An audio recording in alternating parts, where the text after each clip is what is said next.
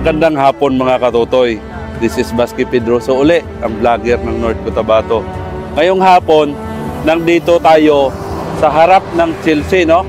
So dito ako kasi natutuwa ako pag dumadaan ako dito na maraming nagtatambay dito. Actually, Pakistan, nandito marami sila, no? Nag-uupo sila, nag-relax. So, finish chai? Yeah, so alam nyo ba, pinili ko hapon magpunta dito. Dito yan sila, kumbaga kumpul-kumpulan yan sila dito. Tapos nagkakape, nagsisigarilyo. Kumbaga itong area na to, relax area nila, no? Yung ganito, yung landscape dito, no?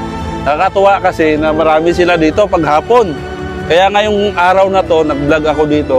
So mag-ikot-ikot tayo doon mga katotoy. Dito mo makikita ang simpleng pamumuhay ng mga Pakistan.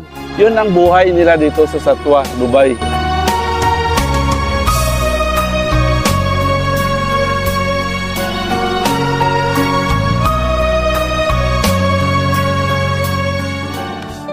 So mga katotoy, katapos lang natin mag-shoot doon.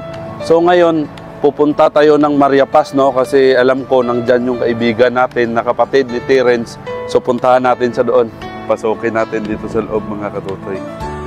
Dito sa Katarbaho kay Mariapas.